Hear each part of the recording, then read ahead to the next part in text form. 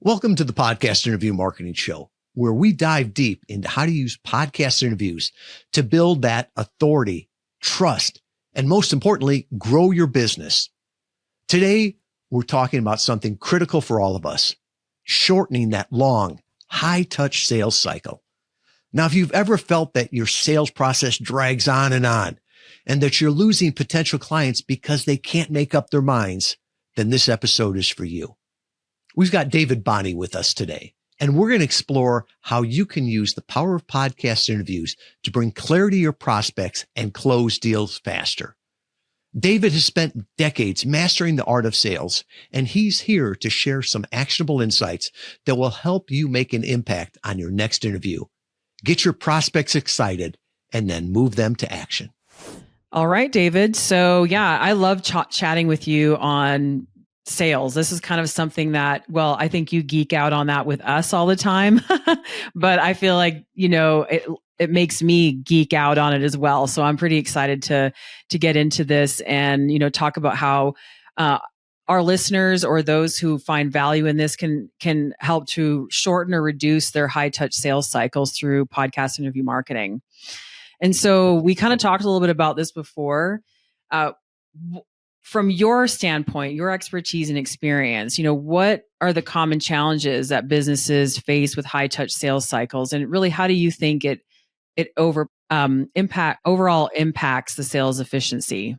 Yeah, I mean, with a high dollar ticket, what you're going to have is you're going to have more scrutiny around the money that's being spent. And, we try to simplify this stuff down across, the portfolio companies that we work with into three specific areas where there's the most thought put in and potential distraction and delay.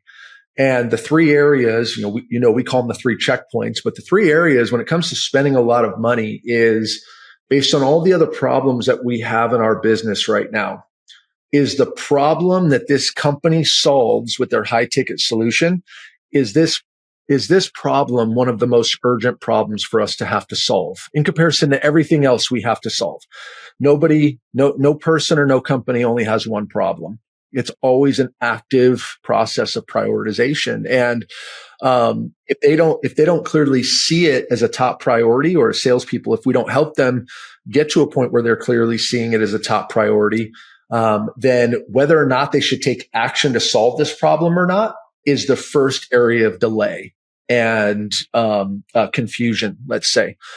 If they know it's a problem that they have to solve, the second area of confusion or delay around a high ticket offering is the fastest way to go solve that is to solve it myself or with my existing resources that I have at my disposal. And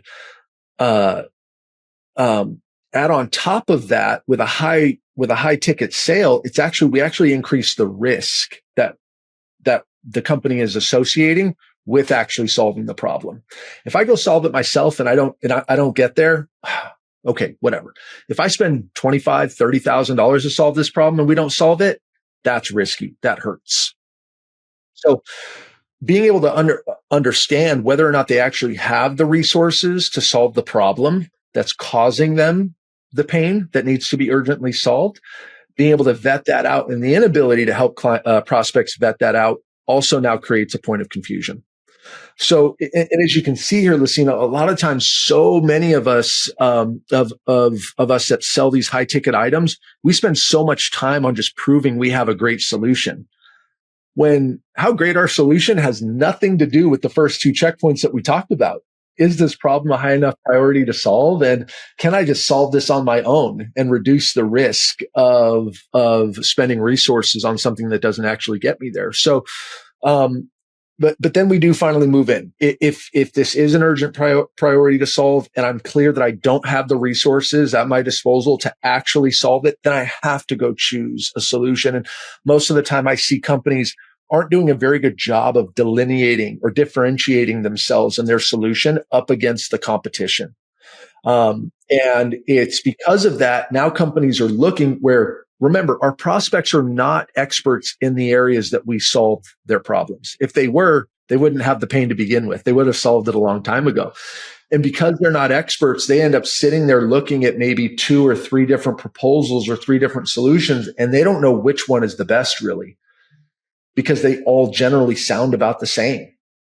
And because of that, they get confused, and the confused mind has a difficult time taking action. And those 3 areas, the lack of clarity that our prospects have, or better yet, the lack of clarity that we as companies help bring them in the sales process as trusted advisors around those 3 checkpoints, is usually the biggest issue that's causing the sales cycle to delay and stall. And we say it all the time. Time kills all deals.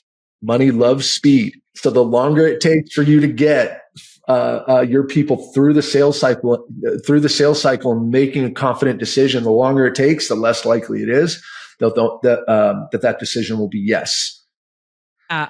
I'm up against this all the time. And, you know that. And so it's really common for people to be looking at more than one solution. I mean, that's just the world we're in right now. There's a lot of confused minds, as you say, right? And the ones that move forward over the competition got clarity in the process, right? They got clarity in their interactions. We, like you said, we know we have the best solution. We all know that. We all think that, right? But we really know that. But like you said, just because we know that does not mean that people will choose us if we're not getting to the right place at the end of it all, or through the process. And so just from your experience, high level, I mean, how can people do that? How can they become that trusted advisor in the process, to really make them stand out from the rest? Yeah. So, we're obviously my background is in sales, and I've been in sales and revenue for almost 20 years now. But even with all that experience, even, one of the companies, we reached $1 billion valuation, and we were doubling the size of our company pretty much every single year. Some really pressure cooker type sales environments. And through all that experience, I 100% see sales as a service delivery. If we're going to be a trusted advisor, then we're being a consultant. Well, if we're being a consultant, then we should offer a consultative service, if you will. We should be able to jump in and, as an expert, be able to take our prospects through a process that helps them get clear on the key things that they need to get clear on. And I think that's really, that's part of where the bigger problem exists. Lasina, I see a lot of big ticket services. There's a fairly large percentage of companies that have big service or big ticket offers that they hop on, they ask a couple of questions, and they immediately just go into pitch mode. And they just, oh, hey, I'm not here to sell you. I'm just going to explain to you what we do. And, you make the decision. We are not hardcore salespeople here. We're not going to try to manipulate you and, do all this stuff to you. And so the prospect goes through their pitch, and afterwards they're, okay, this sounds good, I guess. I don't know. I mean, do I really even need to solve this problem? I mean, what is the bigger problem that's actually causing the issues that I'm going through that would make me prioritize this? And does this solve it? God, this sounds great, but I might as well just go hear from 2 or 3 other companies and see what they do. And, maybe I'm going to use price as my key point of decision. I'm just going to choose the lowest one or the middle one, or maybe I'm going to choose the one that I feel like has the best social media following and I feel is the better expert, or I'm just going to go off whoever I felt like I had the best experience with. By the way, none of those 3 choices are a great way to buy solutions, right?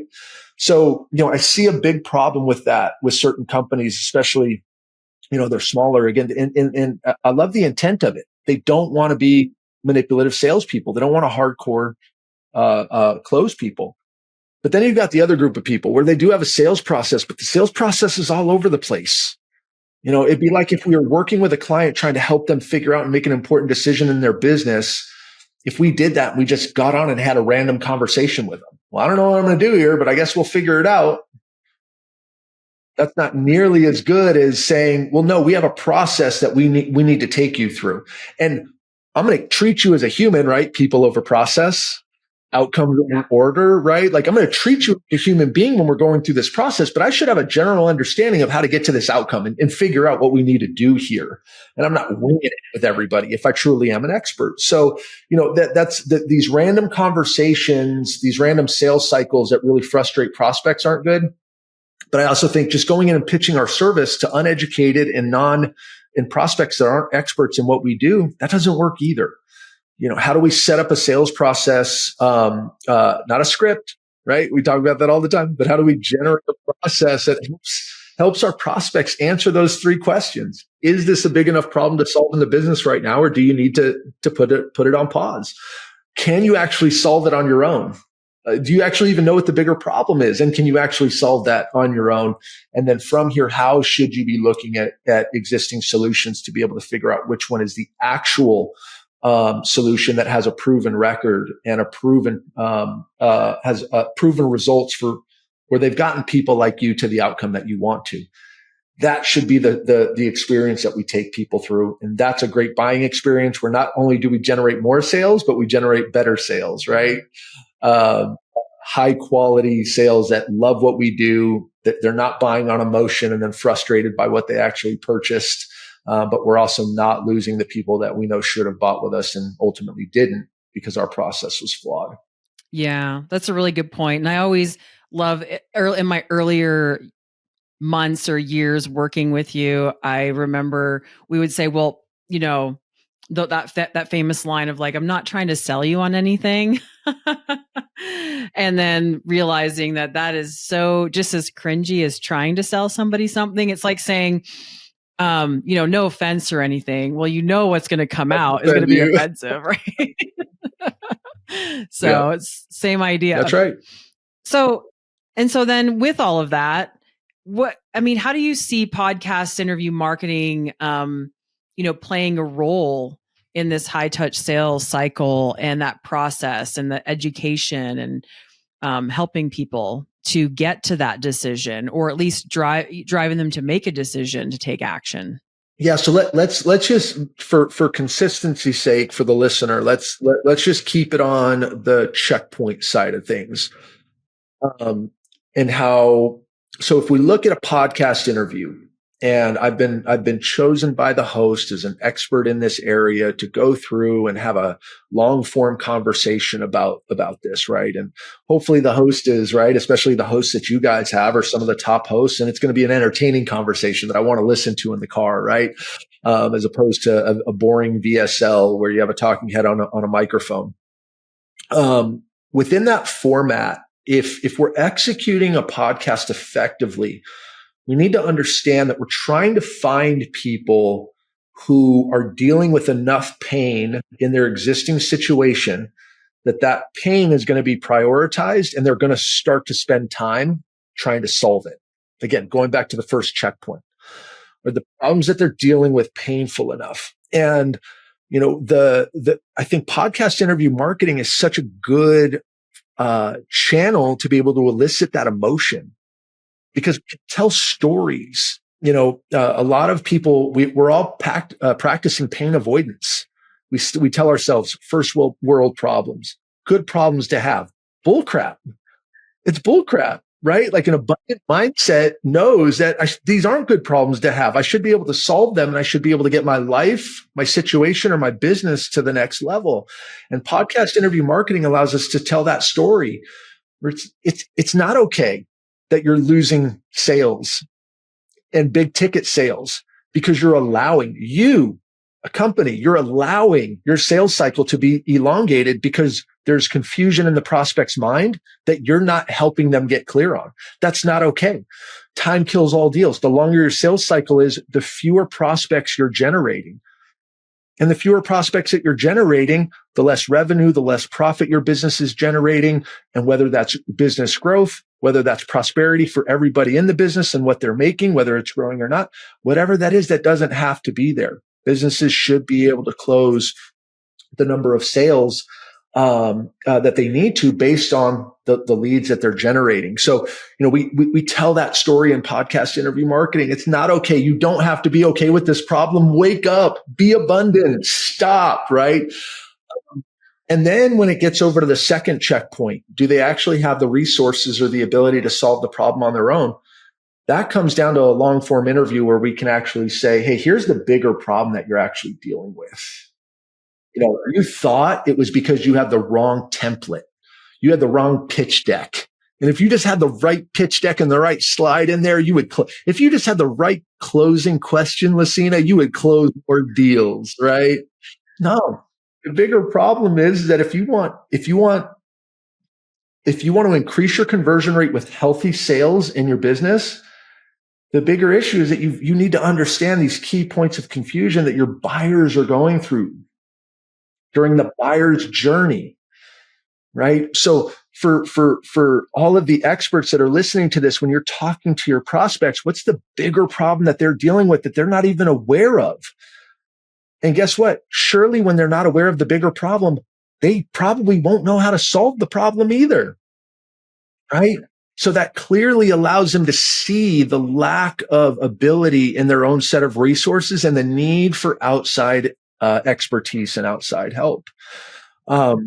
And then from there, because like we said before, I'm being brought on and I've been deemed by this podcast host to be an expert in this industry that people are listening to. So they are obviously somebody that their opinion carries weight.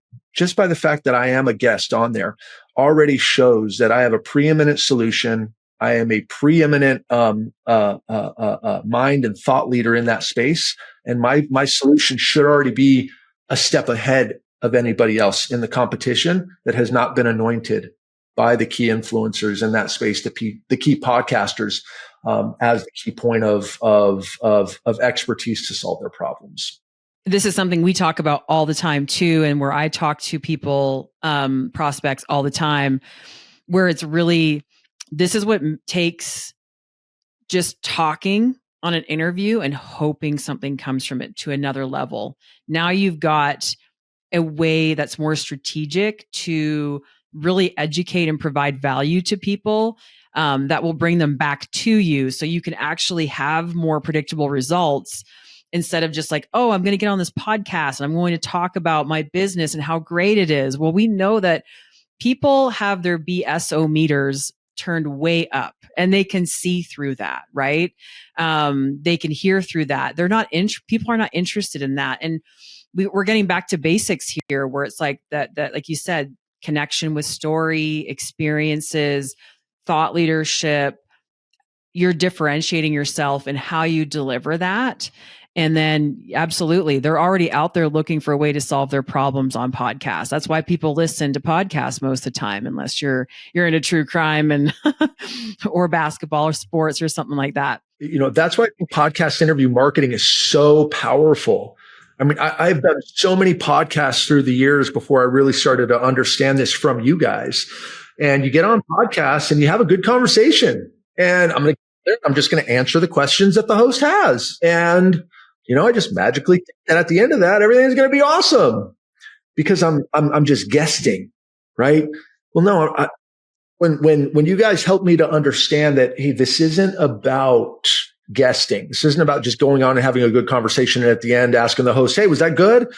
This is about, what is your message? What is the message? What are the key message points that you want to bring in from a marketing perspective into that podcast interview that aligns to the sales cycle? And when we can have that stuff as experts figured out, just like now, right? When the host is asking us questions, it's very easy for us to say, oh, that's a great question. Let me talk about this and bring in what the big problem is, or bring in that story about that customer that you've worked with that fits your target market. And you tell that terrible story that they were going through and the great victory that they got to, right? And that compelling emotional story that gets people fed up with their current situation and ready to take action. We already have those things prepared instead of having to riff on that stuff. And maybe we hit it, maybe we don't. This is a marketing channel if we're using it effectively. So we should have a marketing message or an effective strategic message in every one of our podcast interviews that is driving people to take the action that we need them to. I want to switch gears here a little bit because this is really great. How do you think, podcast interview marketing can help establish more of that trust and authority to really help speed that sales process up? I mean, I know we go back to those 3 touch points, which are so important, right? And I know that that's really where we're kind of basing a lot of this on today. So how can that podcast interview really help in shorten that cycle when you're engaging with a client or a prospect? Yeah, I mean, one thing that just came to mind on this is, everybody's inherently self-interested. And I think, as businesses, a lot of us are so excited about what we do. And we're so good at talking about what we do. And what we do does not matter. It does not matter. It's what is our buyer going through? Who is our buyer? Right? What are those emotional stories on the buyer's side that will get them to take action? How is your buyer looking at the problem currently? And how can you identify and allow them to see that that's actually a very simple way to look at this problem, get them to look at it differently. When we can understand and step into our buyers' minds better and speak to them about what they're going through and speak to them about the things that are important to them through their buyer's journey, right? We have our selling process, but what's the buyer's journey? We can understand the buyer's journey and answer their questions in the process of that. That is how we become that trusted advisor. And, podcast interview marketing, I think, is the perfect platform to do that. We just have to be very intentional about helping them in that buyer's journey to solve those problems. Yeah. So going back to buyer-centric selling, right? Just going back to being buyer-centric, and there are steps to take for someone to do that. Do you want to just elaborate for a quick moment on how someone might become more buyer-centric, or maybe bring to their awareness that some people think they are, right? And then maybe just bring some awareness there. Maybe they might not be as buyer-centric as they think they are. Yeah, it's great. So how we know we're being buyer-centric is where the spotlight is, right? Performance is going on either the podcast show or in the sales interaction. Where is the spotlight? And unfortunately, for the vast majority of experts out there or companies that are selling high ticket sales, the spotlight is on them. Spotlight solution. It's on their service. And they're just talking about that. And the buyer doesn't care. They only care about it as much as it helps them answer their questions and get them to their outcomes. But if they could get those outcomes without your solution, they don't care. Right? Like if I could do all of this without my Mac computer, I love Apple, but I would stop buying Apple. I would not buy another computer if I can do all of this with some other technology better and cheaper. Right? So you know whether or not you're being buyer-centric or not based on the amount of time that you're helping your prospects understand the key questions and figure out the answers to the key questions that they need to answer in the process of actually buying something, up against how much you're talking about your company and your solution. And, we talk about it all the time, right? If you're going to go through and have a discovery call, I mean, if we're having a discovery call, let's say for 30 or 45 minutes, maybe 5 minutes of that should actually be talking about our solution and what we do. 40 minutes should be just on the prospect, their current situation, what they're going through, but in a way to help them qualify themselves or disqualify themselves in the process. But that's the key. So let me just say this real quick, because I love this. This is not guys, you guys are going to be so good at bringing more people into your high ticket offerings as soon as you stop trying to sell them and you start helping them qualify themselves in or out. Is this a priority right now in your business to do something or not? If it's not, all good. We can revisit this again in 90 days and see if it is. But I'm going to sell you. I'm here to help you figure out if you need to solve this problem. If you do need to solve this problem, what do you got? Can you solve it on your own? Do you even know what the actual problem is? Assessing their resources. And if they have the resources, awesome. Go try it. Go see if you can solve the problem. If you think that, right, as the expert, you have a lot of these pieces in place. How about we do this? Go solve this. We'll follow up in 15 days, 30 days, 45 days, 60 days, whatever you guys want. Okay, but don't be afraid to disqualify your opportunities, because they're not going to anyway, guys. So you just have this bloated pipeline and you're hoping that they're going to sell. and you don't feel good about it. The prospect doesn't feel good about it. But what feels really good is, oh, okay, so this is a top priority. Based on what you're saying, you are going to solve this. Whether you choose us or not, you're going to solve this. Oh, you guys don't actually, you weren't even aware of what the problem is, and you don't even have the resources to solve it on your own. You do need outside help. Oh, okay. Now it makes sense for us to continue the conversation. Let's go. Right? Put the spotlight on them and what they need to understand and what they need to be able to establish in their own situation first. And then you can talk about your company. That's how you know you're being more buyer centric. Yeah. And I'm just going to quickly go back to an example I think you recall of from a few weeks ago. One of the questions that I had asked him, when he was thinking about the answer, he gave some information. He kind of stopped and said, that question really made me think that I don't know if this is enough of a priority for me right now. And I was totally okay with that. And then we talked a little bit more about why it's so important for us to understand. It was more about that, having that compelling story, right? Again, going back to podcast hosts are not going to invite people on to talk about the same boring topics. They want value. They want a compelling story. They want good content just as much as, a lot of people want to provide it. And so I think once he heard that, I think he felt relieved that we were kind of on the same page, where he realized, wait a minute, I don't think my story is there. I don't think my why is strong enough. I don't, you know what I mean? And that was a really interesting, in the end, he didn't end up moving forward because he had realized that he had some work to do, and that's okay. Right. But he has got referral clients for us, and he intends to come back in the next couple of months. And so that's okay. If you get there with someone. Yeah.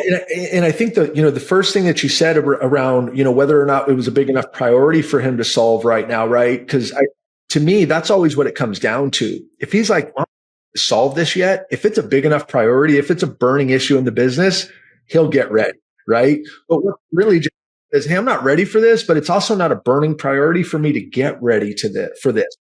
And I can tell you guys, it is not, and I'll just ask for, visualize this and then try to trust me here.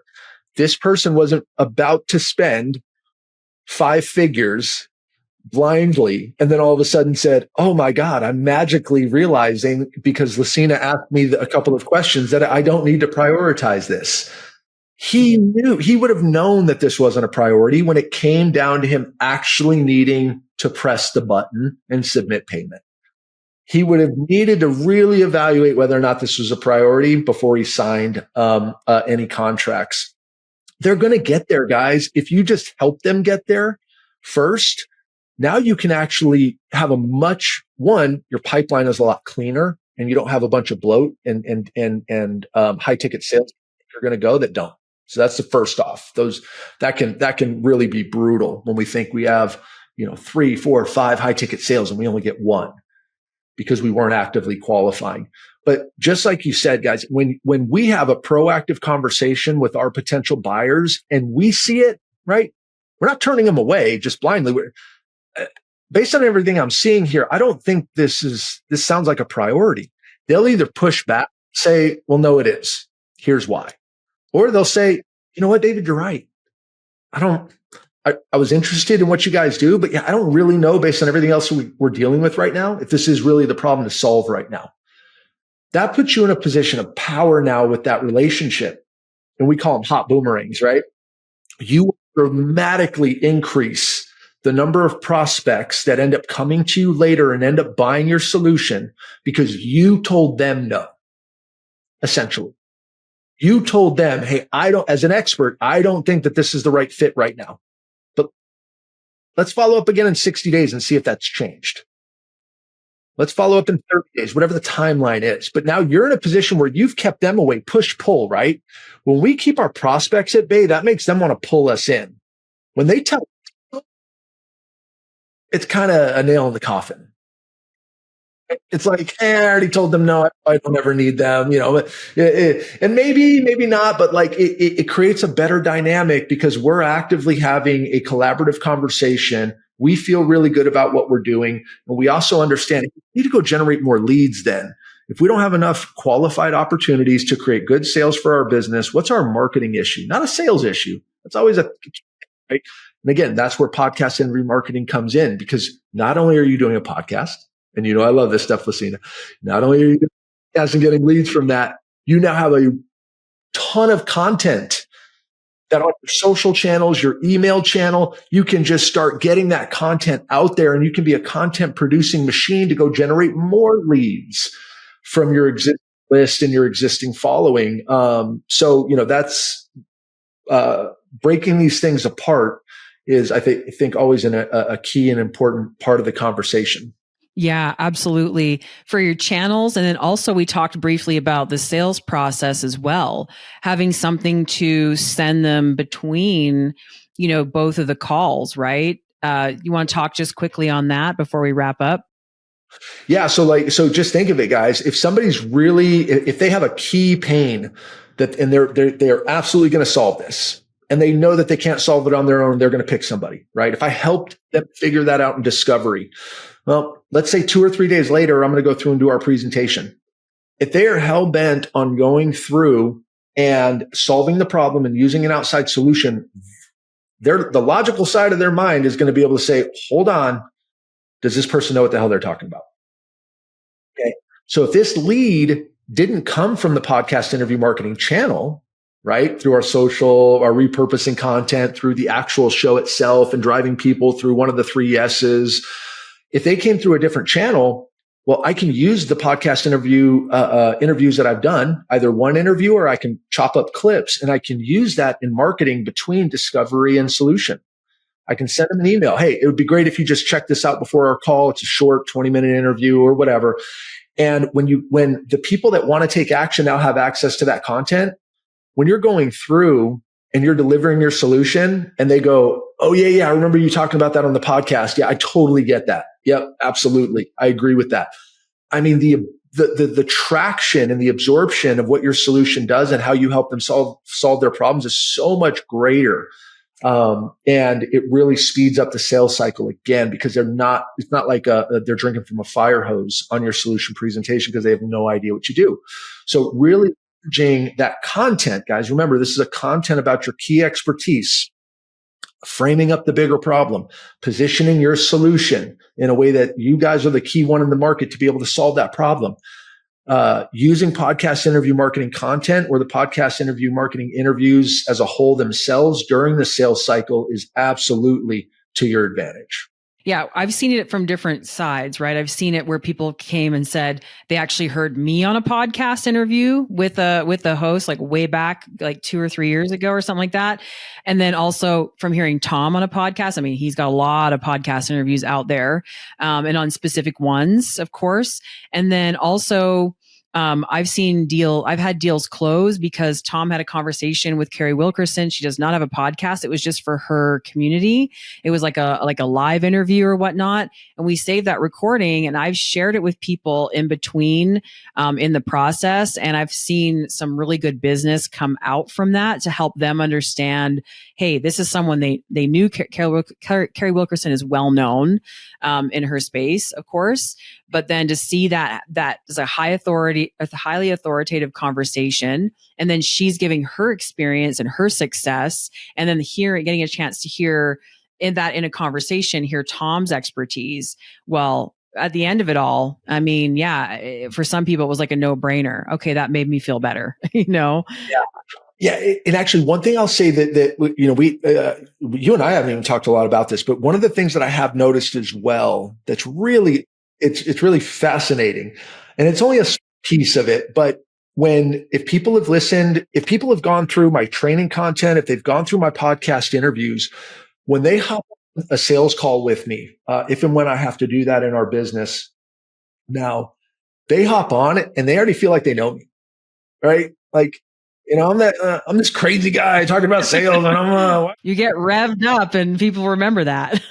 Yeah, man, like this guy's like, he's not Grant Cardone, but he's super excited. Like he's not sleazy. Like, what's going on with this guy, right? But they already know me. I don't know who they are, so I'm hopping on, and I'm cold as far as a relationship goes. Right. The interaction that I get from people when they hop on, and they're like, "Hey, David, how you doing?"